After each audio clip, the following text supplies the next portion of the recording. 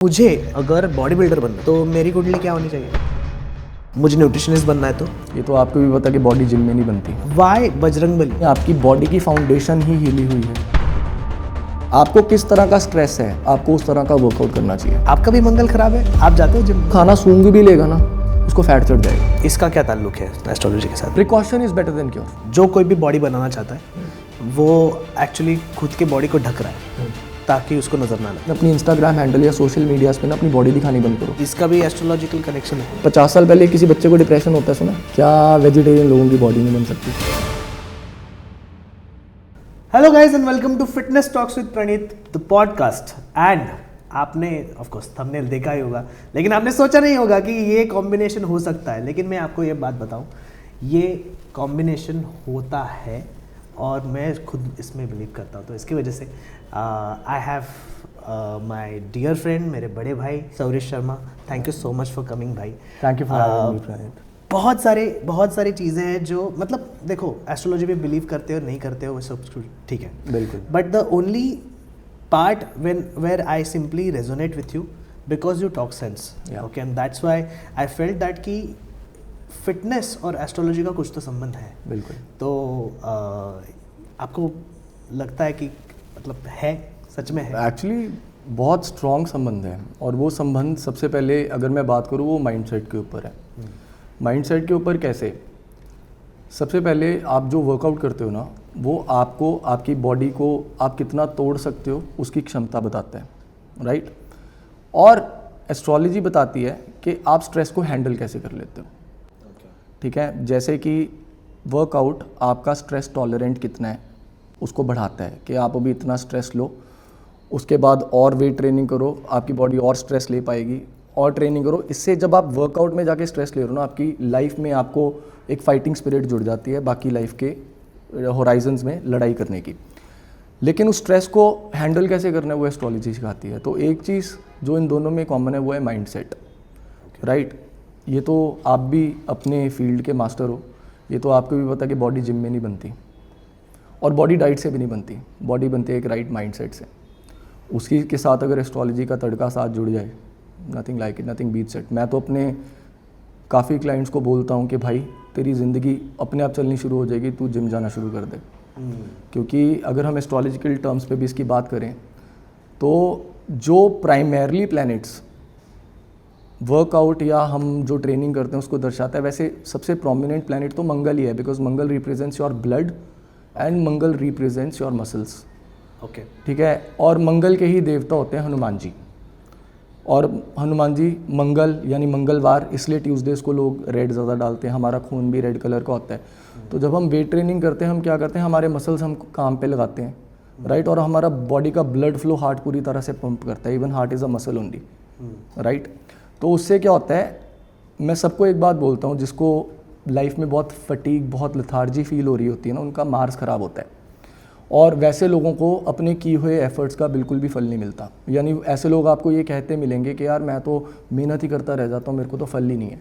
या ऐसे लोग ये कहते मिलेंगे आपको कि यार मैं सबकी सपोर्ट करता रहता हूँ, मेरी सपोर्ट पे कोई नहीं खड़ा होता। ये भी एक ख़राब मंगल की निशानी है, ओके, ठीक है? उनके लिए उनकी ये बात सुनते ही या कुंडली में वो कॉम्बिनेशन देखते ही मेरे को एक बात पता लग जाती है कि अपनी बॉडी को हिला ही नहीं रहे हैं। क्योंकि अगर बॉडी में मूवमेंट हो तो मंगल कभी नेगेटिव हो ही नहीं सकता है। इसका ये मतलब नहीं है कि जो लोग वर्कआउट करते हैं उनको उनकी मेहनत का हमेशा फल मिलेगा। लेकिन अगर हम प्रोबेबिलिटी की बात करते हैं ना, तो जो लोग वेट ट्रेनिंग करते हैं दे विल नेवर कंप्लेंट कि हमें हमारी मेहनत का फल नहीं मिलता, versus rest of the people, right? तो इसलिए हनुमान जी को भी हम जब देखते हैं तो हनुमान जी को देखते हैं वो क्या है, हम हमेशा हमने फ़ोटोज़ में देखा है, मंदिरों में देखा है कि बहुत मस्कुलर हैं। और गदा, जो कि अगर आप देखो जो लोग दंड मारते थे पहले, पहलवान होते थे, उनका भी जो टूल है सारा पहलवानी करने का वो गदा ही होता है। सो वो क्या है, वो भी उसमें, अब गदा की अगर हम बात करें उसमें एक स्पिरिचुअल कनेक्शन भी आ जाता है, उसमें कुंडलिनी शक्ति का भी एक रेफरेंस आ जाता है। उसको अगर हम डिटेल में बात करेंगे बाद में, एकदम से स्पिरिचुअलिटी का एंगल एक्टिव हो जाएगा ना, तो समझ नहीं आएगी लोगों को, राइट? सो मतलब ये पॉसिबल है कि फिटनेस और एस्ट्रोलॉजी एक साथ एक्चुअली चलती है? हाँ, इसको थोड़ा सा मैं और इलैबोरेट करता हूँ। एस्ट्रोलॉजी ना फ्री विल और डेस्टिनी का एक मिश्रण है, ठीक है? जो लोग कहते हैं कि सब कुछ तो लिखा गया है वो भी गलत है। इसको अगर मैं प्रूव करूँ तो जब आप बीमार गिरते हो फिर मेडिसिन भी ना खाओ, क्योंकि आपके अगर लाइफ में लिखा है कि आपको फीवर चढ़ेगा तो पैरासीटामोल क्यों खा रहे हो अगर लिखा ही गया है तो। इसलिए जो लोग कहते हैं हमें प्रॉब्लम्स है लेकिन हम एस्ट्रोलॉजर के पास नहीं जाएंगे, क्यों? क्योंकि हम सब कुछ तो लिखा ही हुआ है। फिर ऐसे जब आप बीमार करते हो आप डॉक्टर के पास क्यों जा रहे हो? नंबर 1। नंबर 2, जो लोग कहते हैं फ्री विल है कि हम तो अपना कर्म खुद ही करेंगे और हमें फल मिल जाएगा, जैसा कर्म करोगे वैसा फल मिलेगा, ये भी खराब है। एस्ट्रोलॉजी आपको ये बताती है कि आपके एक्शंस, आपका कर्म किस दिशा में हो जिससे कि आप अपनी डेस्टिनी खुद लिख पाओ। ओके। कि आपके कर्म किस दिशा में होने चाहिए जिससे कि आप अपनी खुद की डेस्टिनी लिख पाओ। ऐसे तो ट्विन्स हैं, उनके हॉरोस्कोप सेम होते हैं, डिट्टो सेम। 1-2 मिनट के फ़र्क से ना कुंडली में मेजर चेंजेस नहीं आते, 1-2% के चेंजेस आते हैं। तो ऐसे तो उनके मेजरली लाइफ इवेंट सेम होने चाहिए, राइट और रॉन्ग? राइट। यानी सेम ईयर में शादी होनी चाहिए, सेम ईयर में उनके धंधे शुरू होने चाहिए, करियर की इनिशिएशन होनी चाहिए, सेम ईयर्स में लॉसेज होने चाहिए। लेकिन हम देखते हैं एक ट्विन अब्रॉड सेटल्ड है, जॉब कर रहा है, एक बिजनेस कर रहा है लेकिन सक्सेसफुल नहीं। तो हमारे कर्म हमारी डेस्टिनी को बनाते हैं। लेकिन अब वही ट्विन्स के केसेस में उनकी कुंडली में लिखा होगा जब वो अपना नेटिव प्लेस छोड़ेंगे तो उनकी किस्मत चलेगी। अब कभी कभी हर ट्विन्स तो हॉरोस्कोप नहीं दिखाते, तो एक जो नेचुरली बाहर चला गया उसकी कुंडली एक्टिव हो जाएगी। अच्छा। और जो इधर रह गया, तो इस बात की अवेयरनेस भी तो इम्पॉर्टेंट है ना प्रणीत? राइट। एडिंग टू इट, मैं सबको कहता हूँ कि जो चीज़ लिखी भी हुई है ना उसको हम काट भी सकते हैं। जैसे कि किसी की हॉस्पिटलाइजेशन अगर लिखी हो ना, ठीक है, अब 2 तरह की हॉस्पिटलाइजेशन लिखी हुई है कि एक तो दृढ़ प्रारब्ध है कि इसकी हॉस्पिटलाइजेशन होगी, कोई रोक नहीं सकता, फिर उधर कोई उपाय काम नहीं करता। लेकिन ऐसा होता है सिर्फ 5 से 7-8% की प्रोपोर्शन में। लेकिन रेस्ट 93-94% केसेस में वो जो हॉस्पिटलाइजेशन होती है वो होती है राशिफल की, यानी we can temper the outcome. Okay. तो ऐसे केसेस में मैं क्या बोलता हूँ कि यार हॉस्पिटल जाओ, get your name entered in a hospital register, use the washroom, drink water from there and same day get any blood test done. तो जो हॉस्पिटलाइजेशन के टाइम पे होता है वही तो चीज़ हमने कर ली, हमारा नाम हॉस्पिटल के रजिस्टर में भी आ गया, हमने डॉक्टर को भी मिल लिया, उधर हम खाते पीते हैं तो पानी भी पी लिया, उधर एडमिट होते हैं तो वॉशरूम भी जाना पड़ता है, वॉशरूम भी चले गए, नीडल्स लगती है, खून निकलता है, वो भी हो गया, तो हॉस्पिटलाइजेशन कवर हो जाएगी। अब इसकी गारंटी नहीं है कि आपको दोबारा हॉस्पिटलाइजेशन नहीं हो सकती है, बट उसका इंटेंसिटी बहुत कम हो जाएगी। ये ट्राइड एंड टेस्टेड है। इन द सेम वे अगर आपका मंगल खराब है ना, उसने आपको तोड़ना है, उसने आपके रिश्ते खराब करने हैं, आपकी मेहनत का फल नहीं मिलेगा, आपको लोग डिच करेंगे, आपको परिवार की तरफ से सपोर्ट नहीं मिलेगी, या परिवार में कलेश रहेंगे, या घर में मेडिसिन्स पीछा नहीं छोड़ेंगी। अब अगर मेरे को पता है कि किसी का मंगल खराब है, तो अगर मैं उसे ये बोल लूँ कि भाई तू एक्शन ही वो वाले कर जिससे तू अपने मंगल को खुद ही ख़राब कर ले। जैसे कि इस जिम की दुनिया में हम कहते हैं कि हम जिम में बॉडी बनाने जा रहे हैं, लेकिन जो ज़्यादा अवेयर लोग हैं ना उन्हें ये पता होता है कि हम बॉडी बनाने, बॉडी को, मसल्स को तोड़ने जाते हैं। That's the dynamic of gym. तो अभी मैंने क्या बोला कि मंगल हमारे मसल्स हैं। अब जिम जाकर मैं डेलिबरेटली अपने एक्शन से अपने मसल्स को खुद ही तोड़ रहा हूँ। ओके। कि मैंने अपने एक्शन से एक्सेप्ट कर लिया मेरा मंगल खराब है, ये ले मैंने अपने मसल्स तोड़ लिए। हमें पेन तब भी हो रहा होता है, it's a painful process. Working out and weight training is a very painful process, but we enjoy that pain, we seek pleasure in that pain, ठीक है। लेकिन हमने अपना मंगल खुद खराब कर लिया, तो मंगल बाकी एस्पेक्ट्स पे, बाकी लाइफ के होराइजन्स में आपको तंग करना कंपैरेटिवली बहुत कम कर देगा। तो मतलब जब कभी किसी का मंगल खराब होता है, आप देखते हो, हाँ, तभी आप उनको जिम जाने का सजेशन देते हो? 100%। ओके। इन योर, आपके घर के केस में ऐसा हुआ था ना? यस, आपने मीरा को बताया था। आपका भी मंगल खराब है, आप जाते हो जिम में? हाँ बिल्कुल। मंगल, देखो प्लैनेट्स ना कभी किसी के परफेक्ट होते नहीं है। अच्छा। ये वहम है सबका, सारी दुनिया का, कि हम तो बहुत अच्छी कुंडली लेके पैदा हुए हैं, हमारे तो प्लैनेट्स कभी खराब ही नहीं होते।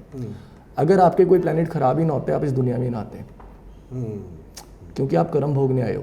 अगर कर्म भोगने आए हो यानी कि आपके प्लैनेट्स खराब हैं, इसीलिए कर्म भोगने आए हो।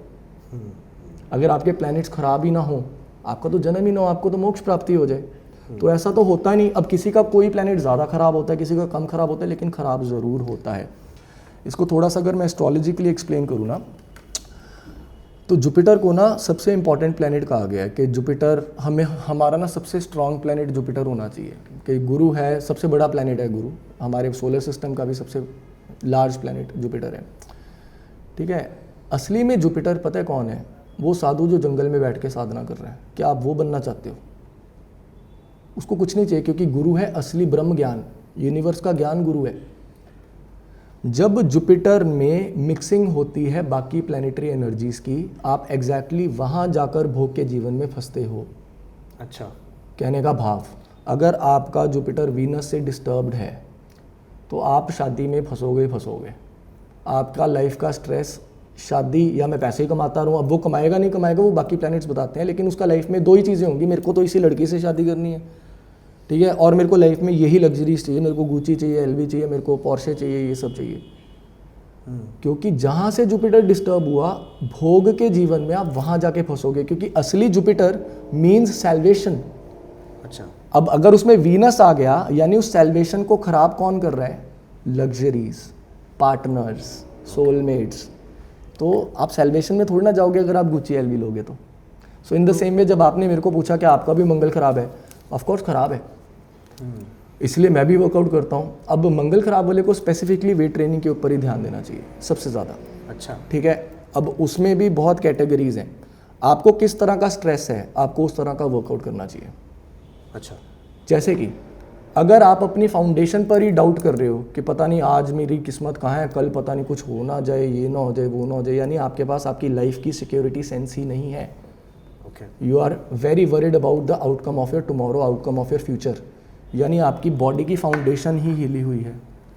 और अगर चक्रास की बात करें, उसे कहते हैं Muladhara chakra, that is the starting of the चक्रा।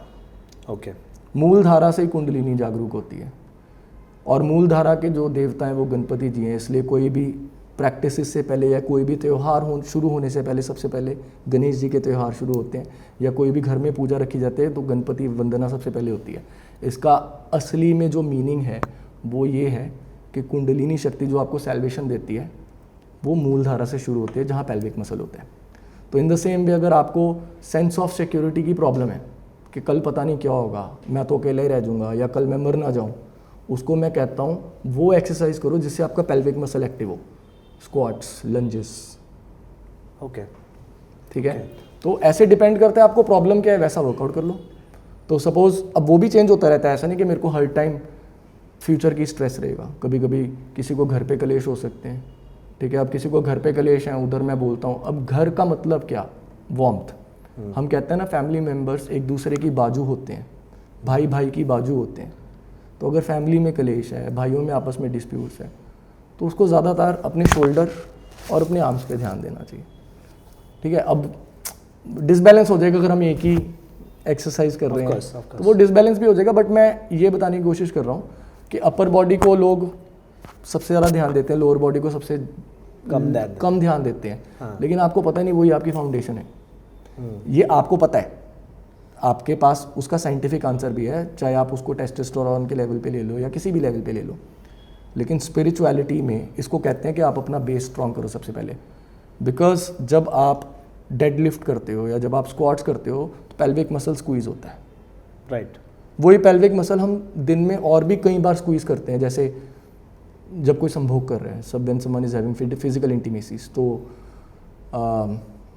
उस तब भी पेल्विक मसल लास्ट में यूज़ होता है, ठीक है। आप जब सुबह वॉशरूम में फ्रेश हो रहे हो तब भी वही पेल्विक मसल होता है जो रेक्टम को स्क्वीज करता है, राइट। वो पेल्विक मसल में कुंडलिनी शक्ति है, जहाँ से जागरूक होती है, शक्ति डोरमेंट है वहाँ पर, ठीक है। इसको अगर आगे बढ़ाएंगे तो ये 2 घंटे की कन्वर्सेशन चली जाएगी। बट मतलब जो कुछ भी जैसे कि आप बोल रहे थे कि ये कुंडलिनी शक्ति एक्चुअली एक्टिवेट करने के लिए आपको स्ट्रक्चरल लिफ्ट्स बहुत हेल्प करते हैं। 100%। जैसे कि squats, deadlift, bench press, 100%, overhead presses, wherever pelvic and your core muscles are involved। 100%। Wow, okay okay भाई। और उन लोगों को, जो लोग ये एक्सरसाइजेस को पसंद करते हैं ना, वो लोग फियरलेस होकर अपनी लाइफ जी रहे होते हैं। अब आप ये अपने क्लाइंट्स के साथ कंपेयर कर लो। जो लोग नेचुरली पहले कहते हैं मेरे को थाइस की एक्सरसाइज ही करनी है, आई लव, तो सबका एक फेवरेट होता है ना। हाँ। आपको कौन सी एक्सरसाइज सबसे ज़्यादा पसंद है वो आपके कैरेक्टर के बारे में बता देगा एस्ट्रोलॉजिकली। अच्छा, वही तो मैं बात कर रहा हूँ। जिसको थाई मसल पे काम करना सबसे पसंद है ना, वो कल को लेकर फियरलेस होगा। अभी मेरे दिमाग में सवाल आ रहा है कि मतलब ये बहुत जिम कल्चर में होता है कि जो कोई भी बॉडी बनाना चाहता है वो एक्चुअली खुद की बॉडी को ढक रहा है ताकि उसको नज़र ना लगे। एब्सोल्युटली। तो ये सच बात है या? बिल्कुल सच बात है, ये मेरे केस में भी लागू होता है। तो जब भी आपकी कुंडली में मार्स को राहु खराब कर जाए तब आप अपनी बॉडी, क्योंकि मसल्स क्या मंगल के, अभी मैंने बताया, राहु होती है नज़र। क्या नज़र आपको दिखती है? आपको नज़र लगी है कि आप देख सकते हो नज़र को? नहीं, because it is hidden. In the same way Rahu is also hidden. Okay. Rahu को हम शैडो प्लैनेट, छाया ग्रह बोलते हैं। ओके। ठीक है, आप किसी की छाया देख के कुछ प्रिडिक्ट कर सकते हो कि ये ना सौरिश की छाया है, ये शैडो सौरिश की है? कोई नहीं कर सकता। ठीक है, हम बस अपनी परछाई को भी अच्छे से नहीं जानते। आपके भी मैं हेयर कट करके आपको खड़ा कर दूंगा ना छाया में, you will not recognize yourself. Right. तो वो राहु है, राहु ही नज़र है, क्योंकि नज़र भी नहीं दिखती। जैसे राहु नहीं दिखता वैसे राहु जो नज़र लगाता है वो भी नहीं दिखता है, बट नज़र आप फील कर सकते हो कि नज़र लगी है। राइट और रॉन्ग? कि मैंने जिम की सेल्फी पोस्ट की, मैं बीमार हो गया, या चलो बीमार नहीं हुआ, मेरे जिम का रूटीन ही खराब हो गया। It's not normal, no, it's not normal. तो ऐसे लोगों की कुंडली में मंगल राहु का कॉम्बिनेशन होता ही होता है। मंगल राहु का राहु इम्पैक्ट कर रहा होता है मार्स को। ठीक है, तो उधर मैं कहता हूँ बॉडी को ढक के रखो।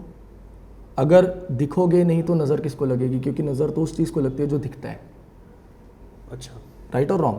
तो लेकिन जिनका काम ही फिटनेस का है, सपोज मैं रोजी रोटी फिटनेस से कमा रहा हूँ, जैसे आप हो, जैसे बॉडी बिल्डर्स हैं, ठीक है, जिनका काम ही ये सब करना है, उन पर ये चीज़ लागू नहीं होती, क्योंकि वहाँ शनि का भी रोल आ जाता है। शनि यानी उनके लिए उनका धंधा है।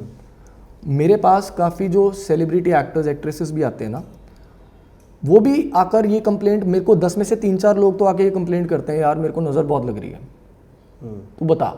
मैं उन्हें कहता हूँ कि देखो यार, अगर तो आपके शूट में आपकी बॉडी दिखाई जा रही है, वो आपका कर्म है, वो आपका धंधा है, वहाँ आपको कभी नज़र नहीं लगेगी। लेकिन अपनी इंस्टाग्राम हैंडल या सोशल मीडियाज़ पे ना अपनी बॉडी दिखानी बंद करो। जैसे वो बंद करते हैं 1-2 महीने में उन्हें चेंजेस दिखने लग पड़ते हैं।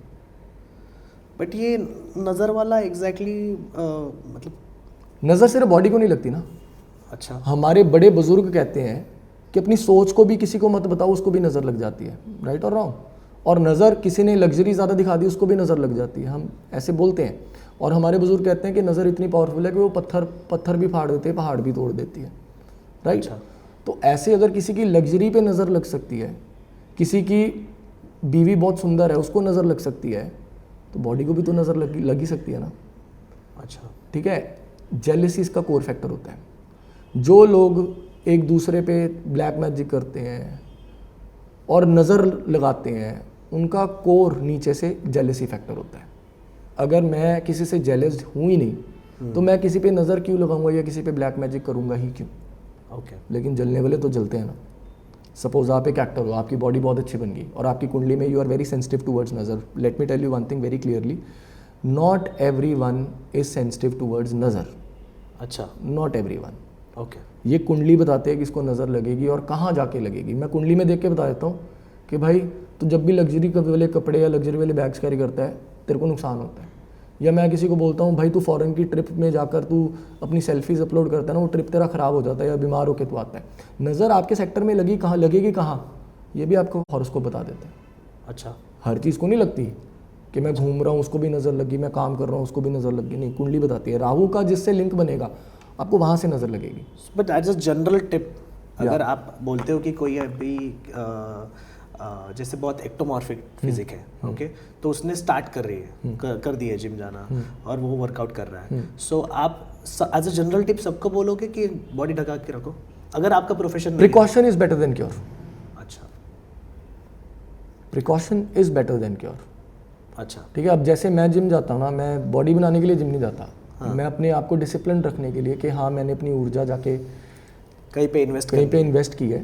ठीक है, and I am feeling good because cortisol levels control में आते हैं, क्योंकि खून का दौरा, तो खून है मंगल का। ओके। ठीक है, अब खून की जो गति होती है वो होती है चंद्र की।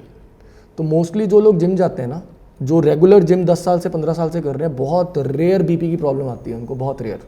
क्योंकि बीपी क्या है? खून और उसकी गति की प्रॉब्लम। राइट और रॉन्ग? जब आप उस गति को खुद कंट्रोल कर रहे हो, मेरे को पता है मैं जितना ज़्यादा हैवी उठाऊंगा उतना ज़्यादा मेरे खून का दौरा चेंज होगा, लेकिन अगर मैं डिसिप्लिन से एक चैनल्ड फॉर्म से करता रहूँगा तो I can control the flow of my blood, तो मेरे को बीपी की प्रॉब्लम कभी होगी नहीं ना। आप समझ रहे हो? तो precaution is better than cure. लेकिन नहीं, अगर फिर भी बॉडी दिखानी है, मैंने तो पोस्ट करनी बंद कर दी। और ये मैंने अभी से नहीं सीखा भाई, जब मैं +1 में था, 16 ईयर्स 17 ईयर्स, तब से लेकर मैंने नहीं, मेरे को मेरे रिलेटिव्स ने रियलाइज़ करवाया कि भाई जब भी तू जिम सेल्फी डालता ना, हमें न्यूज़ आते तू बीमार हो गया। अच्छा। जब मैंने एस्ट्रोलॉजी सीखी, then I came to know, oh ये प्रॉब्लम है। तो अगर समझो कि ऐसा हो रहा है बार बार, ओके, तो आप बोल रहे हो कि इसको प्रिकॉशन की तरह ट्रीट कीजिए, और आप बोल रहे हो कि लेकिन फिर भी शौक है दिखाने का। एक तो मैंने बोला precaution is better than cure, लेकिन फिर भी अगर शौक है दिखाने का कि बॉडी दिखानी है, तो उसके इसमें नज़र उतारने के उपाय होते हैं कुछ। हाँ, राइट। ठीक है, अगर उसमें देसी टोटके अगेन उसकी बात करें तो मैं सबको यही बोलता हूँ, अगेन मंगल की प्रॉब्लम में नज़र लगी है। हाँ। ठीक है, तो मैं कहता हूँ 3 साबुत लाल मिर्ची ट्यूसडे या सैटरडे को सनसेट होने से 1 घंटा पहले, उस मिर्ची में डंडी होनी चाहिए, तो तीनों डंडी हाथ में पकड़ो, किचन में जाओ, स्टोव को ऑन करो और 7 बार क्लॉकवाइज घुमाओ अपने सिर से, ये बोल के कि जितनी भी नकारात्मक ऊर्जाएं हैं बॉडी को लेकर, ओवरऑल घर को लेकर भी, वो सारी नकारात्मक ऊर्जाएं वार्ड ऑफ हो जाएं। तो 7 बार क्लॉकवाइज घुमाना है, राइट शोल्डर से पीछे, लेफ्ट शोल्डर से आगे, माथे पे लगा के हल्का सा जर्क देना है, ताकि we are saying this intent to our mind, to our nervous system कि ये मैंने निकाल दी नज़र। अच्छा। इससे प्लेसिबो इफेक्ट भी आता है। Okay, got it. और ये कॉमन चीज़। फिर हमने अग्नि पे दहन कर देना है उसकी, और ये सारा प्रोसेस ब्रेथ को रोक के करना है। सो किचन में खड़े होकर स्टोव ऑन करके, बर्नर ऑन करके एक लंबी सांस लेनी है, होल्ड योर ब्रेथ, फटाफट 7 बार घुमानी है, जर्क देना है, और अग्नि में जब चढ़ाना है इंटेंट देना है डैट दिस इज़ योर नज़र that is burning, not the मिर्ची। ओके। और जिसको नज़र ज़्यादा लगी होगी, मिर्ची की स्मेल भी नहीं आएगी for the first few weeks. जिसको कम लगी होगी वो मिर्ची की स्मेल आ जाएगी। लाल साबुत मिर्ची इज़ वेरी तीखी। ठीक है, तो जब वो बर्न हो जाए, उसको किचन की सिंक में डाल के 2-3 मिनट के लिए टैप ऑन कर दो। This is a very simple procedure to do it. वैसे भी करना चाहिए, सबको करना चाहिए। अभी मेरा सवाल थोड़ा स्पिरिचुअल लेवल पे जाता है कि वाई बजरंग बली का ही मूर्ति क्यों होती है जिम में? किसने, मतलब मैं हमेशा यही सोचता हूँ कि यार इतने सारे भगवान हैं। ये बहुत बड़ा सीक्रेट है प्रणीत, बहुत बड़ा बोले तो बहुत। किसने सोचा होगा ये कि बजरंग बली का? ऑफ कोर्स, मतलब हनुमान जी जब हम सोचते हैं तब बल, उसके साथ साथ निडर, फियरलेस, ब्रेवरी, ये सब कुछ चीज़ें आती है, राइट? बट हनुमान जी का एक सबसे I'll blow your mind away. मैं समझ गया आपका क्वेश्चन। मैं आपसे एक बहुत इंपॉर्टेंट क्वेश्चन पूछता हूँ, पहले आप उस बात का आंसर देना। जिम के वर्कआउट के लिए सबसे इंपॉर्टेंट क्या है? स्ट्रेंथ। नो। जिम के वर्कआउट के लिए माइंडसेट। नो। ओके। ब्रेथ। अच्छा, या breath is the most important thing. वो जो सांस है ना, वो हनुमान जी है। ये सबको पता है कि हनुमान जी के पास 8 सिद्धियाँ थी, सबको पता है। 8 सिद्धियाँ। हाँ। बड़े हो जाते थे, छोटे हो जाते थे, एक पहाड़ की तरह हैवी हो जाते थे, एक फेदर की तरह वज़न को लाइट कर लेते थे। वो हनुमान जी हमारी सांस है। अब मैं चट्टान जितना बड़ा होके दिखाऊं, राइट? ये हनुमान जी है। और जो श्री राम जी है वो हमारी अवेयरनेस है। माइंडसेट चाहिए, ऑफ कोर्स, ये जो आपने वो बात बोली वो सही है, लेकिन सुप्रीम अवेयरनेस को सबसे ज़्यादा प्यार सांस से होता है। इसलिए breath work is the most important thing with the right mind. तो रामायण की भी जो कथा है ना सारी, उसके पीछे का कोड कोई समझने की कोशिश नहीं करता। सो जो श्री राम जी हैं वो सुप्रीम कॉन्शियसनेस है, शून्यता। हनुमान जी हैं वो सांस है। सांस हर जगह जा सकती है। सांस समंदर भी पार कर सकती है। अच्छा। जान सांस में होती है। यू नो ना how much breath is important. Spirituality की लैंग्वेज में बात करें ना तो ईड और पिंगला नाड़ी होती है, ठीक है। There are 112 meditation techniques. इस ग्रंथ को बोलते हैं Vigyan Bhairav. This is a conversation between Shiva and Parvati. उसमें पार्वती माँ शिव को पूछती है कि आपने दुनिया बनाई ही क्यों? अगर सबको मोक्ष ही देना था तो दुनिया क्यों बनाई? किसी को अमीर गरीब, किसी को गोरा काला, किसी को मोटा पतला, ये सब क्यों किया? उन्होंने बहुत ब्यूटीफुली बोला, कॉन्ट्रास्ट बहुत ज़रूरी होता है लाइफ में। अगर किसी ने दुख ही नहीं देखे उसको हैप्पीनेस का कभी मतलब ही नहीं पता लगेगा। तो ये तो एक रेफरेंस है, विज्ञान भैरव है क्या। तो उसमें ब्रेथ वर्क का बहुत इंपॉर्टेंट रोल है कि आप जो काम कर रहे हो उस टाइम आपकी लेफ्ट नॉस्ट्रिल चल रही है कि राइट नॉस्ट्रिल चल रही है, और कभी कभी दोनों नॉस्ट्रिल चल रही होती है जिसको सुषुम्ना नाड़ी बोलते हैं। ठीक है, तो ये ब्रेथ दुनिया के हर काम के लिए ज़रूरी है। आपको खाना खाते टाइम कौन सी नॉस्ट्रिल चलानी है, और every nostril is connected to the brain lobes. Okay right, अगर आपको कोई एनर्जी वाला काम करना है ना, आपका राइट नॉस्ट्रिल चलता होना चाहिए, तो रिजल्ट ज़्यादा जल्दी मिलेगा। और इसको हम चेंज कर सकते हैं। सपोज मैंने जिम जाना है ना, मैं चेंज करके जा सकता हूँ, मेरे को उस दिन का जिम का रिजल्ट 5 टाइम्स ज़्यादा मिलेगा। और लेफ्ट नॉस्ट्रिल होता है हमारा टेक्निकल थिंकिंग, हमारी क्रिएटिविटी, वो लेफ्ट की होती है। अब जिम में क्रिएटिविटी की थोड़ी ना ज़रूरत है, स्ट्रेंथ की ज़रूरत है। अंदर की एनर्जी पूरी तरह से यूज़ हो, उसकी ज़रूरत है। अगर दिमाग चल रहा है तो जिम कैसे करोगे, तो उस टाइम पे राइट नॉस्ट्रिल चलनी चाहिए। और अभी हमेशा मैंने ऐसे देखा है कि जो लोग एक्चुअली पतले के पतले ही रह जाते हैं, जो लोग कुछ भी करे, कुछ भी खाए, छोटा सा भी खाए, तो उनका गेन होना स्टार्ट हो जाता है। Great question. तो इससे कुछ एस्ट्रोलॉजी का संबंध है? 100%। जिसका मंगल 10वें घर में होता है ना, so there are 12 houses in astrology. तो जिसका मार्स 10th हाउस में होता है ना, उनको 28 ईयर्स तक ना उनकी बॉडी बिल्कुल लीन होती है। अच्छा। अब आप अपने क्लाइंट्स में देखना कि इंसान आया आपके पास जब वो 26 साल का था, रिलेट करना, आपकी क्लाइंटल तो बहुत बड़ी है ना, ये बात को रिलेट करना। बिल्कुल पतला, पूरी जान लगाता था, सब कुछ खाता था, bananas, protein, every damn thing that you can imagine, but फिर भी गेन नहीं हो रहा था। लेकिन जैसे उसके 28 ईयर्स खत्म हुए ना, उसको गेन आने शुरू हो गए, उसकी बॉडी में मसल गेन्स होने शुरू हो गए। तो मंगल की उम्र, जिसका मार्स 10th हाउस में होता है ना, उसकी बॉडी एक वॉरियर की तरह बनी होती है, एक फौजी की तरह बनी होती है। फौजी क्या मोटा हो सकता है? नहीं, क्योंकि Mars is also the warrior, Mars को वॉरियर कहा जाता है। और मार्स की एज मेच्योर हो जाती है 28 ईयर्स के बाद। आज से अगर हम पीछे बात करें ना, तो 28 साल बाद तो रिटायर हो जाते थे वजीर, और वो एक्टिव होते थे जब वो 15-16 साल के होते थे। 28 साल के बाद तो वो रिटायर भी हो जाते थे कि नहीं अब इसमें जान नहीं बचेगी उतनी। तो 28 साल तक उनको, उनकी बॉडी को ना फैट नहीं चढ़ता, क्योंकि उनको बनाया गया है इस सृष्टि ने लड़ने के लिए। स्ट्रेंथ बहुत होती है उनमें, हाँ बराबर, स्ट्रेंथ बहुत होती है, फैट नहीं चढ़ता। Even good fats are important ना। तो आप रिलेट करना कि ऐसे कौन से लोग थे कि 28 ईयर्स तक थे, बिल्कुल नहीं होगा। जैसे 28, ये आप प्रिडिक्ट कर देना। सपोज आपके पास आज कोई क्लाइंट है, ठीक है, वो ही is running is 27 years of age, और आपने पूरा जोर आपने भी लगा दिया, लेकिन वो ग्रो नहीं हो पा रहा है। उसको बोल देना भाई तू 1 साल बाद तेरे को रिजल्ट मिलेगा, तो 1 साल मेरे से जुड़ा रहे बस। अब आपको नहीं पता, आपने इनडायरेक्टली एस्ट्रोलॉजी का यूज़ कर लिया ना, उसको पता लगेगा। और जो वेट कम ही नहीं कर पाते वो, हाँ, उधर उनका मंगल एफ्लिक्ट होता है जुपिटर के साथ। जुपिटर का काम है चीज़ों को एक्सपैंड कर देना। ओके, जिस जुपिटर को हम अच्छा या बहुत अच्छा कंसिडर करते हैं ना, तभी मैं कह रहा हूँ एस्ट्रोलॉजी की लैंग्वेज में ना कोई प्लैनेट अच्छा नहीं होता, कोई प्लैनेट बुरा नहीं होता। प्लैनेट्स होते हैं न्यूट्रल। अभी अगर मैं रूम में अकेला बैठा हूँ, तो मैं तो न्यूट्रल हूँ ना। अब इस रूम में मेरा कोई शत्रु आ जाएगा, मेरे इमोशंस में डिफरेंस आ जाएगा। कोई फ्रेंड आ जाएगा तो मेरे इमोशंस में हैप्पीनेस आ जाएगी, राइट। तो एवरी प्लैनेट इज न्यूट्रल। लेकिन जब प्लैनेट्स में दूसरी प्लैनेटरी एनर्जीज की मिक्सिंग होती है ना, तब रिएक्शन होता है। अब वो रिएक्शन, अगर वो प्लैनेट, दूसरा प्लैनेट जो आया, अगर वो अच्छा है तो अच्छा रिएक्शन, बुरा है तो बुरा रिएक्शन। तो जब मार्स के साथ खराब जुपिटर आ जाए, मार्स का काम है, अच्छा मार्स होता है हमारे मसल्स, बुरा मार्स होता है हमारे फैट्स। आई रिपीट, मंगल अच्छा है तो वो हमारे मसल्स हैं, मंगल बुरा है तो वो हमारे फैट्स हैं। ओके, अब उसमें अगर जुपिटर की इंटरवेंशन बीच में आ जाएगी, जुपिटर का काम है एक्सपैंड करना बिना देखे कि बंदा कौन है, ठीक है। अब उसकी कुंडली में मार्स खराब है, जुपिटर का एस्पेक्ट आया, वो बस खाना सूंघ भी लेगा ना, उसको फैट चढ़ जाएगा।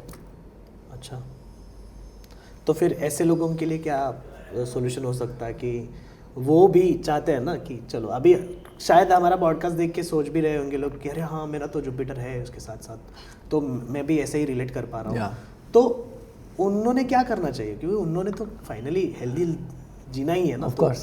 तो एस्ट्रोलॉजिकली क्या करना चाहिए आपको, क्या लगता जितना मीठा डोनेट करेंगे, जितना ब्लड डोनेट करेंगे, सो जो मसल्स और जो फैट, मंगल अच्छा है, अभी हमने क्या सीखा, मंगल अच्छा है तो मसल्स हैं, मंगल बुरा है तो फैट्स हैं। मंगल ही हमारा क्या है, खून। तो अगर मंगल बुरा है तो वो फैट है, मंगल बुरा है यानी खून में भी प्रॉब्लम है। तो वहाँ मैं लोगों को ब्लड डोनेट करने को सबसे पहले कहता हूँ। लेकिन क्योंकि मंगल खराब है तो अंदर के खून में भी प्रॉब्लम होगी भाई, उनको खून से रिलेटेड बीमारियां, आप बीपी ले लो, ठीक है, एक्ने ले लो, कभी कभी एक्ने की प्रॉब्लम लोगों को लगता है स्किन की प्रॉब्लम है, लेकिन स्किन की प्रॉब्लम नहीं होती, वो ब्लड में, पेट में डाइजेशन नहीं हो रही, वो टॉक्सिन्स ब्लड में जा रहे हैं, वो ब्लड से पूरी बॉडी में जा रहे हैं। कभी कभी स्किन में यहाँ पे पैच आया तो यहाँ पे क्यों आया, क्योंकि ब्लड ने फ्लो करवाया ना सारा। तभी पहले के ज़माने में वो काढ़े दिए जाते थे, अच्छा तेरे को बार बार स्किन प्रॉब्लम हो रही है, पेट साफ करने की दवाई खा ले, तो वहाँ भी मंगल की प्रॉब्लम है। अब आपको पता है कि आपका मंगल खराब है, तो जब मैं अपनी बॉडी से खून डोनेट कर दूंगा तो body will make fresh blood, so the fresh blood will neutralize the bad blood, तो कुछ तो न्यूट्रल होगा। तो ऐसे लोगों को हर 4 से 6 महीने में डॉक्टर्स की एडवाइस लेकर मैं ब्लड डोनेट करने को बोलता हूँ। लेकिन डोनेशन का मतलब है सिर्फ दे देना। नेक्स्ट गलती क्या करते हैं, डोनेट करने जाते हैं, खा पी के आ जाते हैं उधर से। That is not donation, that is a barter. उस खून दान का आपको कुछ फ़र्क नहीं पड़ेगा। अच्छा, तो अपने ईटेबल्स लेकर जाओ, कोई सर्टिफिकेट मत लो, कोई गिफ्ट हैम्पर्स मत लो, और कोई ईटेबल्स लो, अपने लेके जाओ, खाओ पियो और आ जाओ। 2 बार किसी से करवा के देख लेना, आपको 3rd टाइम अपने आप रिजल्ट मिल जाएगा। ग्रेट। या और फिर मैंने हमेशा ये भी देखा है कि बहुत सारे जिम में टाइप्स ऑफ पीपल होते हैं, उनके पर्पसेस डिफरेंट होते हैं। या तो इसका भी एस्ट्रोलॉजी 100%। तो 12 ज़ोडिएक साइंस होते हैं, राइट। अब 12 ज़ोडिएक साइंस को ना एलिमेंट्स के बेसिस पे भी काटा गया है। वो एलिमेंट्स हैं fire, earth, air, water. So Aries, taurus, Gemini, cancer, it is fire, earth, air, water, ठीक है। अब हर एलिमेंट, अब फायर का मतलब फायर, अर्थ का मतलब अर्थ, एयर का मतलब एयर, वाटर का मतलब वाटर। तो मैं किसी भी इंसान को वो वर्कआउट कैसा कर रहा है, वो जिम में कैसे बिहेव कर रहा है, मैं सिर्फ वो देख के बता सकता हूँ कि इसमें कौन सा एलिमेंट बहुत ज़्यादा एक्टिव है। अच्छा, जिसका फायर एलिमेंट एक्टिव होता है ना, उसको आउटबर्स्ट होगा, जिम जाना है, बैठे बैठे कि जिम जाना है भाई, बॉडी बनानी है, I will not let anything come in the way. Gym जाएगा, तोड़ फोड़ करके आधे घंटे 40 मिनट में वो वर्कआउट कर लेगा जो 1.5-2 घंटे का वर्कआउट है, और वापस आ जाएगा। वही फायर एलिमेंट बहुत ज़्यादा बढ़ जाए, अब फायर एलिमेंट भी कितना है, ज़्यादा है कम है, ये भी तो देखना है। फायर एलिमेंट बहुत ज़्यादा बढ़ जाए, वही आदमी उस फायर की एनर्जी से जिम को प्रोफेशन भी बना लेते हैं। अच्छा, because fire is equal to motivation. जब हम मोटिवेशन की बात करते हैं तो the element that resonates with motivation is fire, no, the drive. आपको तेज चाहिए ना, तो फायर एलिमेंट्स वाले इसको परस्यू भी कर लेते हैं एज अ प्रोफेशन फिर, ठीक है। इसके बाद आता है अर्थ एलिमेंट। अर्थ का मतलब क्या है, फाउंडेशन। अर्थ को, धरती को कोई नहीं छेड़ सकता, यानी वो बहुत रिजिड होते हैं कि मैं जिम जाऊंगा, ये मेरा स्केड्यूल है, जिम जाऊंगा, डिसिप्लिन से जाऊंगा, कोई इस डिसिप्लिन को भी नहीं तोड़ सकता।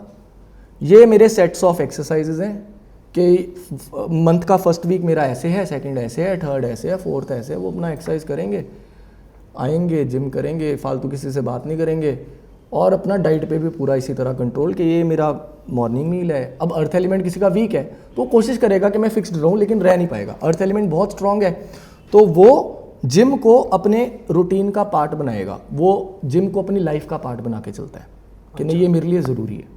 अच्छा, ठीक है। और ऐसे लोग सबसे ज़्यादा नॉनवेज खाते हैं क्योंकि ग्रेविटी इज़ अर्थ, ठीक है। ऐसे लोग वेजिटेरियन भी मिल सकते हैं, ऐसी बात नहीं है, लेकिन ऐसे लोग कहते हैं कि प्रोटीन बहुत ज़रूरी है क्योंकि अर्थ मतलब ग्रेविटी,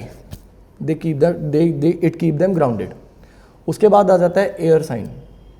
एयर, हवा, हवा को कोई पकड़ नहीं सकता, right. You can't see air, ठीक है। वो झोंके की तरह आएंगे, झोंके की तरह जाएंगे। या वो जिम को एक स्पिरिचुअलिटी का फॉर्म बनाकर कि मैं जिम आ रहा हूँ अपने माइंडसेट के लिए, because natural air rises up, natural air rises up. Cold air नीचे जाती है, हॉट एयर हमेशा ऊपर जाती है, ये साइंस कहती है ऐसी, ठीक है। तो ऊपर जाने का मतलब क्या है, इवन स्पिरिचुअल इंक्लिनेशन। वो कहते हैं कि मैंने, उनके लिए जिम स्पिरिचुअलिटी होती है। वैसे लोग आपको टॉप पे मिलेंगे जो जिम कर रहे हैं लेकिन लाइफ में बाकी चीज़ें भी कर रहे हैं, लेकिन टॉप पे मिलेंगे, like Virat Kohli, best example of air element. उसके लिए जिम या वर्कआउट उसके लिए स्पिरिचुअलिटी है। तो कहाँ पे है वो, टॉप पर, क्योंकि हवा कहाँ बहती है, ऊपर। ऊपर। और वाटर वाला, हाँ, वाटर वाला, वाटर हमारी सेंसेशंस हैं। तो आधे वाटर एलिमेंट वाले तो बस क्राउड देखने आते हैं। अच्छा, तो मतलब ज्यादा वाटर वाले एक्चुअली जिम करा करते हैं। ठीक है कि यार उधर ना बहुत हॉट सी लड़की आती है, हम तो उसी टाइम पे जाएंगे। अच्छा, ठीक है। और सिर्फ क्राउड के लिए, क्राउड में सिर्फ लड़कियां नहीं आती, मतलब लड़कियों के लिए लड़के और लड़कों के लिए लड़कियां नहीं, सिर्फ वो कि यार इस दोस्त के साथ मेरे को 1 घंटा जिम में मिल जाता है ना, मैं थोड़ा सा स्ट्रेस फ्री हो जाता हूँ। तो वैसे लोग आपको कंपेनियनशिप में आते दिखते हैं कि 2 दोस्त आ रहे हैं जिम में, या कपल आ रहे हैं जिम में, या दूसरे कपल्स को देखने आ रहे हैं जिम में। तो वो अपने, because water is compared with emotions.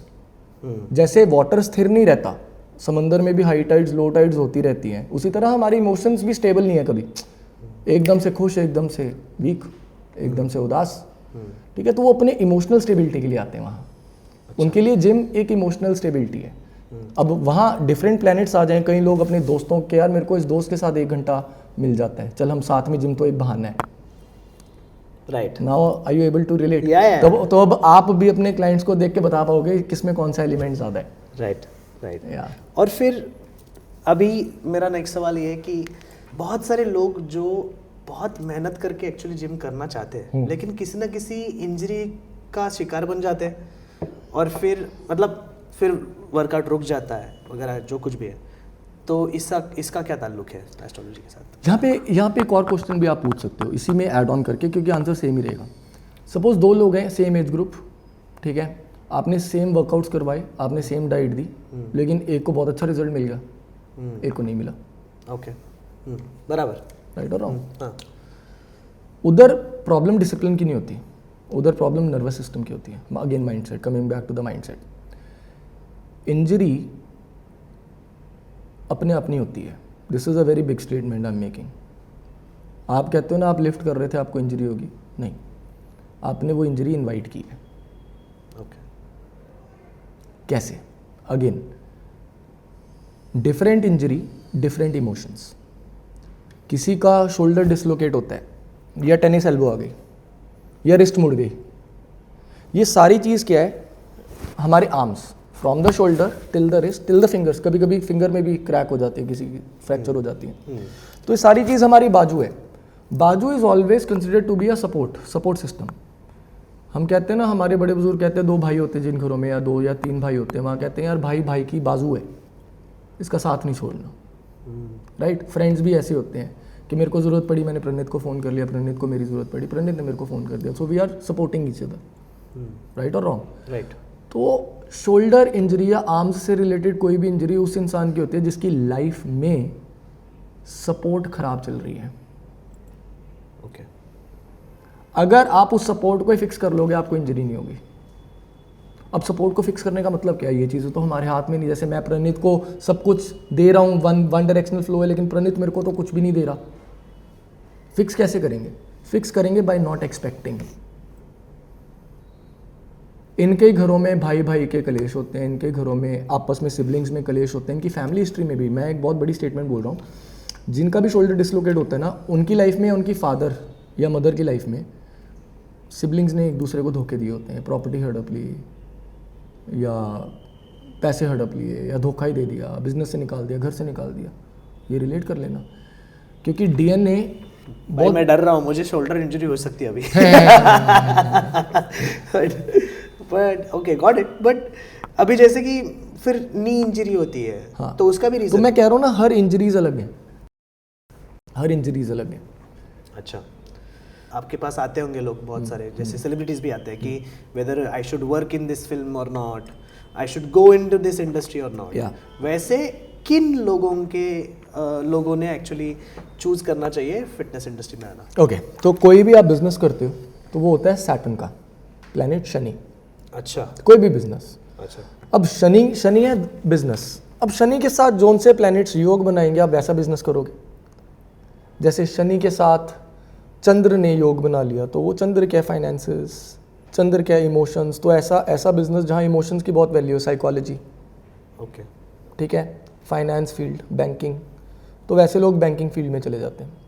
इसी तरह अब फिटनेस में भी तो कितनी ज़्यादा आगे ब्रांचेज हैं। न्यूट्रिशन बिल्कुल अलग ब्रांच, ठीक है, ट्रेनिंग बिल्कुल अलग ब्रांच, मेंटरिंग बिल्कुल अलग ब्रांच, ठीक है। उसके बाद आजकल तो वो वाले लोग भी आ गए, उनकी भी तो कुंडली में कोई कॉम्बिनेशन होगा कि बस आप मशीन पे लेट दो, मशीन ने अपने आप आपकी बॉडी कम कर देंगी। हाँ। वो भी तो कोई कॉम्बिनेशन ही है ना उनकी कुंडली में। अच्छा, हाँ बराबर। आप समझो इस बात को, ठीक है। कई जिम जानी जाती है कि इधर ना सेलिब्रिटी क्लाइंटेल आती है, सारे जो वर्कआउट कर रहे हैं ना वो सेलिब्रिटीज़ हैं, तो उनकी कुंडली में शनि का शुक्र और मंगल दोनों के साथ कॉम्बिनेशन होगा। मंगल मतलब जिम, शुक्र मतलब क्लास आएगी, उधर क्रीम आएगी शहर की, ठीक है। अब वो उनका नीश बन जाता है कि यार मैंने ना इस जिम में जाना है, इस जिम में ना फलाना एक्टर फलानी एक्ट्रेस आती है। तो आपकी कुंडली में जैसा कॉम्बिनेशन होगा, अब अगर केमिकल कॉम्पोजिशन में मंगल राहु का रोल है, तो अगर शनि मंगल राहु के साथ योग बना ले तो आप बॉडी में केमिकल्स के अनुसार कौन सा केमिकल किसको लगेगा, इसमें प्रोटीन्स भी आ गए क्योंकि even that is a chemical, it's a chemical composition. जितने भी ड्रग्स हैं या स्टेरॉइड्स हैं जो बॉडी को स्टिमुलेट करते हैं वो भी इसी में आएगा, मेडिकल का पार्ट हो गया। उधर 8th हाउस का भी लेना देना आता है बिकॉज कुंडली का 8th हाउस मेडिकल है, ठीक है। अब अगर मैं आपके हॉरोस्कोप की बात करूं, सबको लगता है कि आप एक फिटनेस ट्रेनर हो, आपकी कुंडली ये नहीं बोलती है कि आप फिटनेस ट्रेनर हो। ओके। आपका फोर्टे फिटनेस ट्रेनिंग है ही नहीं है, आपका फोर्टे है लोगों को ज्ञान देना कि फिटनेस क्या है। आप ज्ञान देना बंद कर दो, आपका काम बंद होना शुरू हो जाएगा। अब आप मेरे को आप ही एक बात बताओ ना, कि आपको ट्रेनिंग देकर मजा आता है कि जब आप उन्हें अवेयर करते हो डैट फिटनेस है क्या, और उन्हें फिर जब रिजल्ट मिलते हैं उसमें किक मिलती है आपको, जब मैं उनको समझा पाता हूँ। Exactly, they understand and that is exactly how you learned this subject. Okay. आपने अब आपका जुपिटर जहाँ पे प्लेस देना, जुपिटर मतलब गाइडेंस, इसलिए आपका शनि बैठे 10th हाउस में, वो बैठे गुरु और राहु के साथ। जब हमारी फर्स्ट कंसल्टेशन हुई थी ना प्रणित, मैंने आपको एक बात बोली थी, अगर आपको याद हो या नहीं, but I have a memory of an elephant. मैंने आपको बोला था कि प्रणित आपको एक बंदा हो, वो बंदा कहे कि 1 महीना प्रणित के पास जाना, 1 महीना इस ट्रेनर के पास, 1 महीना इस ट्रेनर के, 10 ट्रेनर होंगे ना, वो 10 ट्रेनर इतना काम नहीं कर पाएंगे जो आप रिजल्ट दे दोगे। क्यों?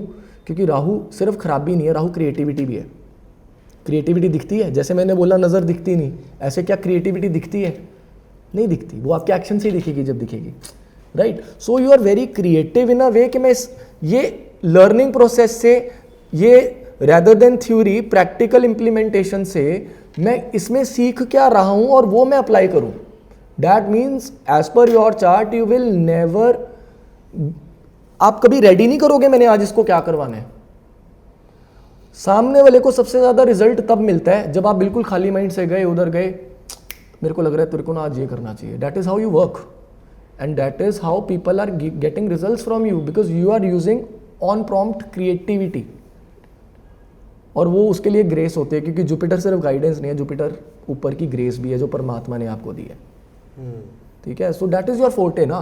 तो अगर आपने अपने आप को स्केल करना है, आप ट्रेनिंग में अपने आप को ज़्यादा बड़ा नहीं बना पाओगे, क्योंकि कुंडली कह रही है ये आदमी मेंटरशिप से बड़ा बनेगा, यानी कि आपको आगे जाकर मासेस को एड्रेस करना पड़ेगा, नॉट ओनली थ्रू इंस्टाग्राम और यूट्यूब, बल्कि आप लोग मासेस को लाइव उन्हें बता रहे हो, स्टेज पे खड़े होकर 500 लोगों की ऑडियंस को एड्रेस कर रहे हो। That this is fitness is all about, and that is how you will earn money, because when you were just training people, that was not the time when you have earned money.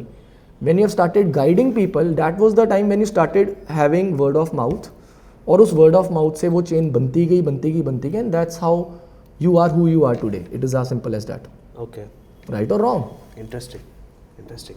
तो मुझे अगर body builder बनना है, मुझे compete करना है, तो मेरी कुंडली क्या होनी चाहिए? मतलब उसके लिए बहुत क्लीन मार्स, बहुत हाइपर एक्टिव मार्स, और सैटर्न का कनेक्शन। मुझे न्यूट्रिशनिस्ट बनना है तो उसके लिए 8th हाउस का कनेक्शन चाहिए। अगेन उसमें कॉम्पोजिशंस आ गई ना, मेडिकल की भी चीज़ें आ गई, ठीक है। इस टाइम प्रोटीन लेना है, इस टाइम BCAA लेना है, तो ये केमिकल्स की चीज़ें हैं। मतलब सिर्फ ट्रेनिंग नहीं, कौन से केमिकल्स किस टाइम जाने चाहिए, प्रोटीन किस टाइम जाना चाहिए, BCA कब जाना चाहिए, ठीक है, आपको ओमेगा 3 कब लेना है, ये 8th हाउस की चीज़ें। सो जैसे कि बॉडी बिल्डिंग एक स्पोर्ट है, ऐसे बोला जाता है, तो जो कोई भी एथलीट है, उनका भी सेम ही कुंडली रहेगा? मतलब I didn't get your question. जो बॉडी बिल्डर बनना चाहता है उसका भी, अगर आपने जैसे बताया कि ऐसा कुंडली हो तो आप जा सकते हो स्पोर्ट में, तो बॉडी बिल्डिंग भी एक स्पोर्ट है। 100%। तो मतलब आप जो बोल रहे हो कि ये जो कुंडली है हाँ, वो एक एथलीट की भी हो सकती है। 100%। They almost not 100%, but they will be sharing the combinations of the planets around 70-80%, they will resonate. Okay तो ये कॉम्बिनेशन सेम है। ओके स्पोर्ट्स भी मंगल की है, हर स्पोर्ट्स, हर आउटडोर स्पोर्ट, चाहे वो क्रिकेट हो, चाहे बास्केटबॉल हो, कोई भी स्पोर्ट जहाँ एनर्जी लगती है वहाँ मंगल का रोल आएगा ही आएगा। और एक सवाल है जो साइंटिफिकली अभी बहुत ज़्यादा प्रूव होते आ रहा है, दैट इज़ आजकल के नौजवानों में, लड़के लोगों में और आदमी लोगों में टेस्टोस्टेरोन लेवल्स कम पाए जा रहे हैं। सो अभी इसका भी एस्ट्रोलॉजिकल कनेक्शन है? यस है, एस्ट्रोलॉजिकल कनेक्शन भी है और एक स्पिरिचुअल कनेक्शन भी है, एक लाइफस्टाइल कनेक्शन भी है। ये वो चीज़ है, ये वो गलती है जो हर फैमिली आज की डेट में कर रही है। यहाँ पे जिनके टेस्टोस्टेरोन लेवल कम है उनका कोई कसूर नहीं है, उनके पेरेंट्स का कसूर है। और मैं इधर ये बात ही नहीं कर रहा कि आजकल हर चीज़ में अडल्ट्रेशन है या मिक्सिंग है हर चीज़ में, वो तो एक छोटा सा कारण है। इसके पीछे एक बहुत बड़ी एनर्जी काम करती है जो कि ड्रिवन है उनके पेरेंट्स के थ्रू। प्रणीत, आज से 30-40 साल पहले, 50 साल पहले कितने बच्चे होते थे पेरेंट्स के? 2, मिनिमम 2-3। मिनिमम 2 आपने बोला। हाँ। किसी के 4 भी होते थे। हाँ, 100 साल पहले, जैसे मैं पूछूं आपके दादाजी कितने भाई बहन हैं? दादाजी के तो नहीं पता, लेकिन मेरे डैड के ही 6-7 है। Exactly, like my dad are 6 siblings. Okay. ठीक है, आज की जनरेशन में, आज से 20 साल पहले चले जाओ, आज से 20 साल पहले लोगों के कितने बच्चे हैं जिन्होंने 20 साल पहले बच्चे किए हैं? 1 मैक्सिमम 2। मैक्सिमम। तो जो पहले मिनिमम 2 था ना, हाँ। अब वो मैक्सिमम 2 बन गए। और अगर हम आज की बात करें, कई लोग तो कहते हैं एक ही बच्चा करना है, और फिर एक नई पीढ़ी आ रही है जो कहते हैं डॉग्स या कैट्स अडॉप्ट कर लें। हाँ। ये अब नई जनरेशन आने वाली है और शुरू हो चुका है ये भी। लोग कहते हैं बच्चा नहीं करना, कैट्स डॉग्स अडॉप्ट कर लो, उसको हम बच्चों की तरह पाल लेंगे। तो आज की जो टेस्टोस्टेरोन की प्रॉब्लम है वो हमारे पेरेंट्स के थ्रू है। ओके। पहले जब 5-6 बच्चे होते थे ना, 7 बच्चे होते थे, सब में ना सर्वाइवल का डाउट आता था सबको कि यार कमाने वाला एक ही है, लड़ना पड़ेगा लाइफ में। Testosterone is always considered is equivalent to the fighting energy, warrior energy, right? तो उनको बचपन में एक बात पता लग गई थी कि यार कमाने वाला एक ही बाप है, अगर हम में फाइटिंग स्पिरिट नहीं होगी ना हम पीछे रह जाएंगे लाइफ में। इसलिए बच्चों को ना मैच्योरिटी बहुत जल्दी आ जाती थी। बच्चे 17-18 साल की उम्र में कमाना शुरू कर देते थे, इसलिए टेस्टोस्टेरोन लेवल हाई रहता था। दूसरा, लोग स्पोर्ट्स खेलते थे, बाहर जाते थे, भाग दौड़ करते थे, रॉ घी खाते थे, वर्जिश करते थे फिर 2-2 घंटा। आज जो जिनके 1 बच्चे हैं या मैक्सिमम जो जिनके 2 बच्चे हैं, वो पता है कि उन बच्चों को पता है कि यार हाँ हमारे पापा के पास प्रॉपर्टी है, 1 बच्चा है, सारा तो मेरे को ही मिलेगा। वो अपने कंफर्ट जोन में है, वो बॉडी नहीं हिलाते, उनके अंदर इंटरनली वो वॉरियर ही नहीं है। सबको इंस्टेंट राइज चाहिए, मैं बस फ़ोन चला लूँ, इंस्टाग्राम पे वायरल हो जाऊँ। अरे भाई, बॉडी की एनर्जी कहाँ है? टेस्टोस्टेरोन तभी होगा जब बॉडी बहुत ज़्यादा एग्रेशन में है, बहुत ज़्यादा मूव कर रही है बॉडी, राइट? तो ये प्रॉब्लम दुनिया की भी है क्योंकि दुनिया फिजिकल एक्टिविटीज़ की तरफ कम जा रही है और बैठ के काम करने की तरफ ज़्यादा जा रही है। और दूसरी प्रॉब्लम पेरेंट्स की है कि उनमें सेंस ऑफ फाइटिंग स्पिरिट बच्चों में है ही नहीं। मैं एक बहुत अच्छा पॉडकास्ट देख रहा था राज शमानी का, वो कहता आज की डेट में सक्सेसफुल होना बहुत ईजी है। ये शायद आपने भी रील देखी होगी, मैंने रील देखी थी। वो कहता आज की डेट में सक्सेसफुल होना बहुत ज़रूरी है क्योंकि किसी में फाइटिंग स्पिरिट ही नहीं है। He was absolutely right. जिसमें आज की डेट में फाइटिंग स्पिरिट है ना, उसके लिए कोई कंपटीशन ही नहीं है। हाँ, अगर आप फाइटिंग स्पिरिट इंस्टाग्राम यूट्यूब के लिए देख रहे हो, फिर then you are again going in a wrong direction. But भाई इसको एस्ट्रोलॉजिकल एंगल कैसे है? एस्ट्रोलॉजिकल एंगल ऐसे ही ना, अंदर माइंडसेट की प्रॉब्लम है ना। राहु एक्टिव ही नहीं होगा। राहु क्या है? Your thoughts. राहु क्या है? Your fears. कभी कभी फियर्स चाहिए होते हैं आपको खींचने के लिए कि यार मैं बहुत मोटा हो रहा हूँ, मेरे को जिम जाकर अपना वेट कम करना पड़ेगा। इसलिए पहले लोगों का राहु एक्टिव रहता था। हम 5 बच्चे हैं, हमें अभी मेहनत, क्योंकि आप मेहनत करने से पहले आप अपने थॉट्स में मेहनत डालते हो। आदमी सक्सेसफुल होने से पहले उसकी सोच में सक्सेस आता है। तो तब ना लोग राहु को यूटिलाइज करते थे, आजकल कोई सोच ही नहीं रहा है। राहु की प्रॉब्लम है, और राहु की प्रॉब्लम राहु की वजह से ही है, क्योंकि राहु है शॉर्टकट्स। वही राहु जो सोच है, अब सोच अच्छी जगह लगा दोगे अच्छा, सोच बुरी जगह लगा दोगे बुरा। अब क्योंकि कलयुग बढ़ता जा रहा है, सोच कहाँ है, शॉर्टकट्स में सोच है कि बैठे बैठे क्रिप्टो में मैं पैसा कमा लूँ, बैठे बैठे यूट्यूब में इंस्टाग्राम पे वायरल हो जाऊँ, ठीक है। प्रॉब्लम राहु की है। अब राहु की प्रॉब्लम क्यों है, कंपटीशन स्पिरिट ही नहीं है। अगेन मंगल, कंपटीशन स्पिरिट मंगल का है। हम बच्चों के प्लैनेट्स को एक्टिव ही नहीं करने दे रहे हैं, तो अगर प्लैनेट्स एक्टिव नहीं होंगे फल कहाँ से मिल जाएगा। डिप्रेशन, 50 साल पहले किसी बच्चे को डिप्रेशन होता है, सुना है? नहीं। आज क्यों है? क्योंकि वो राहु को यूज ही नहीं कर रहे। अब हम एक बात बोलते हैं कि अगर एनर्जी एक जगह पे स्ट्रेगनेंट हो जाए, वो एनर्जी ही बीमारी बन जाती है। पानी एक जगह पे खड़ा रहे तो पानी भी गंदा हो जाता है। Same is energies. राहु हमारी क्रिएटिविटी और फोकस है। अगर आप अपनी क्रिएटिविटी और फोकस को काम पे नहीं लाओगे तो वही राहु बीमारी बन जाएगा। अब राहु की बीमारी क्या है, वही मन की बीमारी, सोच। Anxiety and depression is just a thought, it's not a बीमारी। तो जिसने क्रिएटिविटी देखी नहीं, जिसने अपना फ्यूचर अच्छे से देखा ही नहीं, यानी उसने राहु को यूज नहीं किया। उसने अब जब यूज ही नहीं किया तो स्ट्रैटेजीज और प्लानिंग करना तो दूर की बात है ना। तो वही राहु बाद में एंग्जाइटी की तरफ, वही राहु टेक्नोलॉजी है स्क्रीन टाइम की तरफ। फिर हम कह रहे हैं कि हम दुनिया में कर क्या रहे हैं। अब अगर राहु यूज नहीं किया, मंगल भी यूज नहीं होगा। मंगल फायर है, शनि लकड़ी है। अब लाल किताब जो मेरा एक्सपर्टीज है जिसमें, लाल किताब कहती है मंगल और शनि जब भी एक साथ होते हैं तो वो राहु को जन्म देते हैं। यानी लकड़ी में जब अग्नि जलेगी तो राहु जन्म लेता है। राहु पता है क्या है? Energy, fire energy. Fire is energy. अब मंगल शनि एक दूसरे के कारक है, यानी आग के बिना लकड़ी कुछ नहीं है, लकड़ी के बिना आग कुछ नहीं है। खाना बनाने के लिए भी तो आग चाहिए, पहले तो लकड़ियां जला के खाना बनता था। तो यानी जितना आग को लकड़ी की ज़रूरत है उतनी लकड़ी को आग की ज़रूरत है। लेकिन ये दोनों प्लैनेट जब इकट्ठे होते हैं तो राहु जन्म लेता है, एनर्जी फोर्स। वो एनर्जी दिखती नहीं है, फील कर सकते हो। हाँ, गर्मी, जैसे आपको आग दिख रही है लेकिन आग एक एनर्जी प्रोड्यूस कर रही है, वो राहु है जो दिखती नहीं। आपको लग रहा है मंगल आपकी स्ट्रेंथ है। एक 60 किलो का आदमी ग्रेजुअली जिम करता करता 120 किलो उठा लेता है बेंच प्रेस पे या स्क्वाट्स पे। आपको लगता है कि 60 किलो का आदमी वाकई में 120 किलो की बेंच प्रेस मार सकता है? नहीं। उसकी सोच उसे कहते हैं। जब हम जिम एक्सरसाइज कर रहे होते हैं और हम कहते हैं ना, come on you can do it Praneet, come on, ये जो ये किया है ना और अपने आप को बोला है ना come on you have to do it, वो come on you have to do it is your Rahu. अब जिस दिन माइंडसेट खराब है उस दिन आप कहोगे हाँ यार ट्रेनर ने क्या करवाना है, वर्कआउट करो जाओ।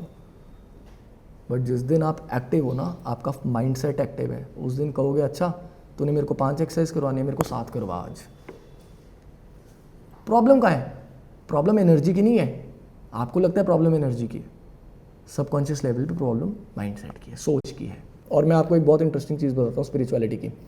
सत्ययुग में, द्वापर युग में मोक्ष प्राप्ति बहुत मुश्किल थी। आज के युग में मोक्ष प्राप्ति ऐसे हो सकती है। क्यों? क्योंकि मोक्ष का मतलब क्या है? मोक्ष मतलब शून्यता। मोक्ष मतलब शून्यता, डिजायर्स किल कर देना सारे। सतयुग में क्या डिजायर्स होंगे यार लोगों के? लैम्बोर्गिनी होती थी वहां पे, तब क्या डिजायर्स होंगे? आज हर कदम पे डिजायर्स हैं। हम जब स्पिरिचुअल गुरुओं की बात करते हैं तो मोस्टली जो जिन्होंने अपना नाम स्थापित किया इस युग में वो राजा ही क्यों थे? गौतम बुद्ध के अलावा उस टक्कर का कोई और योगी, कोई और स्पिरिचुअल आदमी क्यों नहीं था? क्योंकि वो राजा थे, उन्हें पता था कि दौलत क्या होती है, शोहरत क्या होती है, पैसा क्या होता है, लग्जरी क्या होती है। तो जब आपकी सेंसेस एक्टिव थी तो सेंसेस को छोड़ने का भाव पता आएगा ना।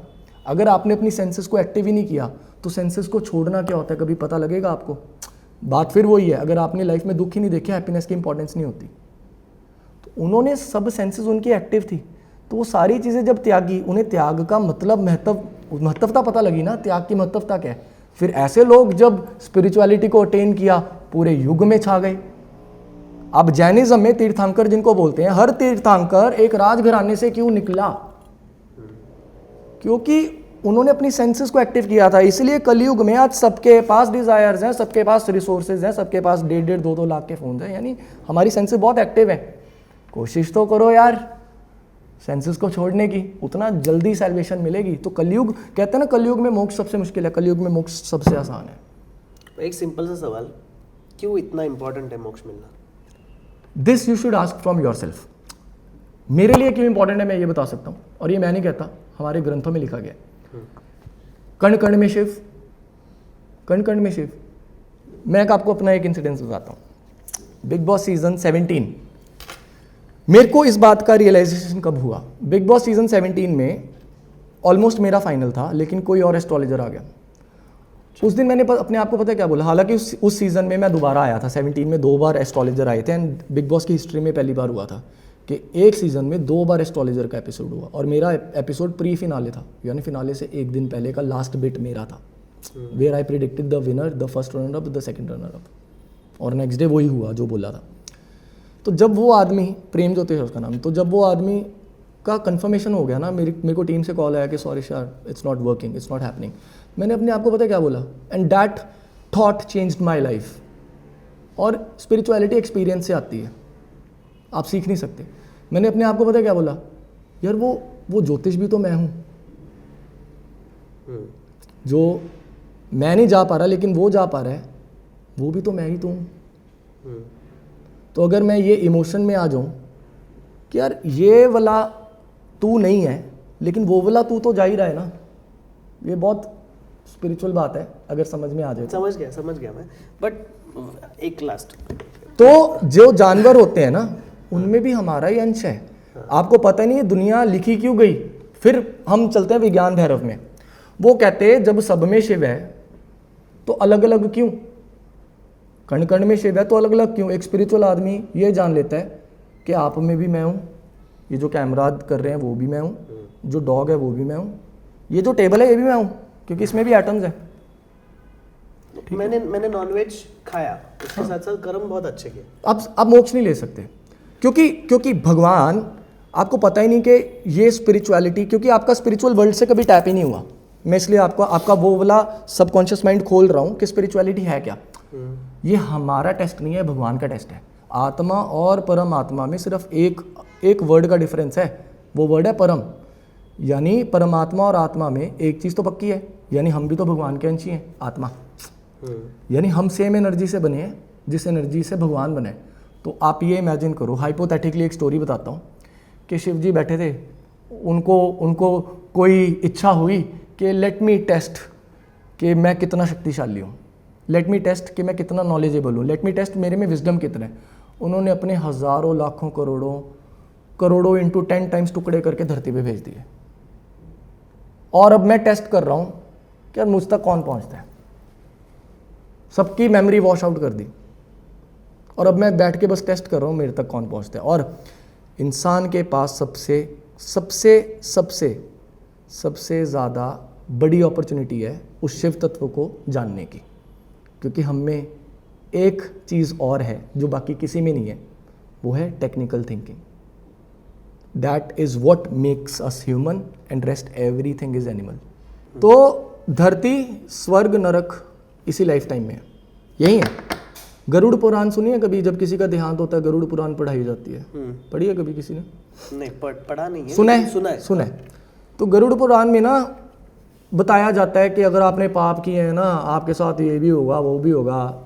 जहन्नम में जाने से पहले आपको अग्नि की नदी में फेंका जाएगा, आपको गर्म तेल, जलते तेल की कढ़ाई में जिंदा जलाया जाएगा। वो नरक यहीं पे है भाई। जिसके कर्म बुरे हैं ना, वो चाइना जैसे देश में जाके जन्म लेते हैं जहाँ जिंदा कीड़े मकोड़ों को जलाया जाता है सड़ते तेल में।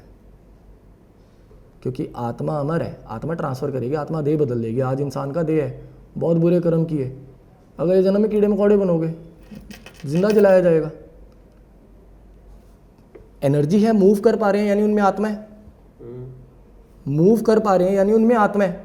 तो जैसे एक आत्मा किसी ह्यूमन के देह में जाती है, उसी तरह आत्माएं, समझ गया, जानवरों के अंदर भी तो एंटर करती है, राइट और रॉन्ग।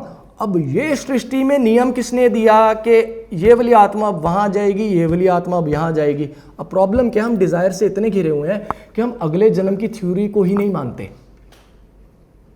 कि व्हाट इज़ मोक्ष, व्हाट इज़ अगला जन्म।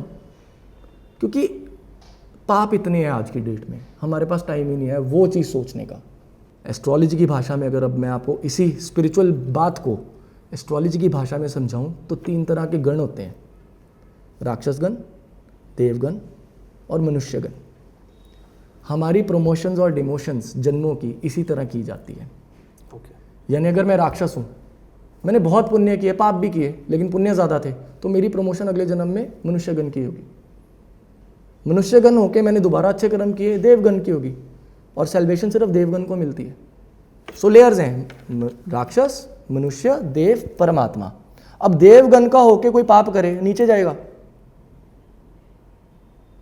अब मैं अवेयर हूं मैं राक्षसगण का हूं, मैं एक्चुअली मैं राक्षसगण का हूं, मेरा गण जो है राक्षस है।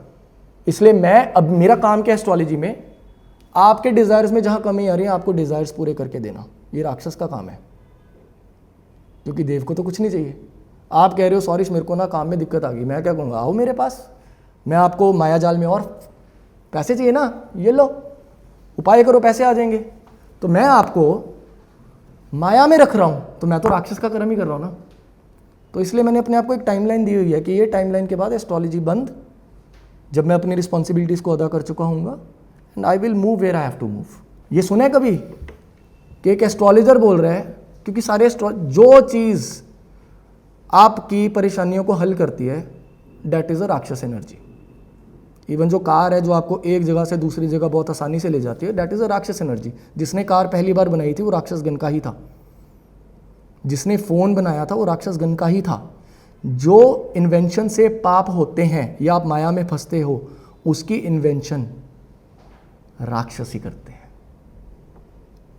एस्ट्रोलॉजी लिखी गई थी आपको आपके कर्म बताना कि प्रणीत आपकी लाइफ में ये होगा, एक्सेप्ट कर लेना, भागना मत इन कर्मों से।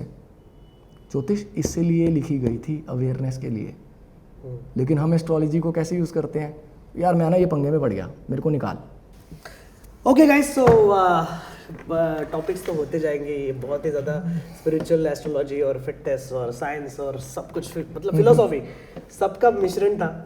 आपको अगर ये एपिसोड बहुत अच्छा लगा हो तो प्लीज़ कमेंट में वंस अगेन ऐसा लिख देना, ताकि सौरीश भाई जल्दी आ जाए हमारे पॉडकास्ट के लिए सेकेंड पार्ट में। और अगर आपको सच में कुछ चीज़ें अच्छी लगी, बुरी लगी, प्लीज़ कमेंट्स में बता दो। और भाई एक बार आप भी बोल दो, एस्ट्रोलॉजी के लिए बोल दो, सब्सक्राइब करना कितना इम्पोर्टेंट होता है।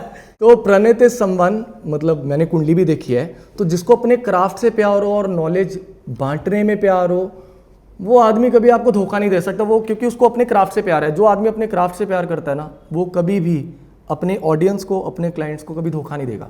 सो मेरे लिए ये एक सोल रीज़न है। बाकी अच्छाइयाँ और बुराइयाँ और भी होंगी, but this point is enough to stand alone, and that defines Pranit who he is, and I'm sure you have a very long way to go. Thank you. ठीक है, may God bless you in this way, and please like, subscribe and follow. और आपको कोई भी चीज़ पूछनी है fitness से related, astrology से रिलेटेड या इस मिश्रण से रिलेटेड, आप कमेंट बॉक्स में लिख सकते हैं। And I'm tagging his Instagram ID, and also if you have the YouTube channel also, I'll do so मैं सब कुछ टैग कर दूंगा। अगर आपको इंटरेस्टेड हो प्लीज़ जाइए, भाई से बात कीजिए और समझिए। Thank you so much.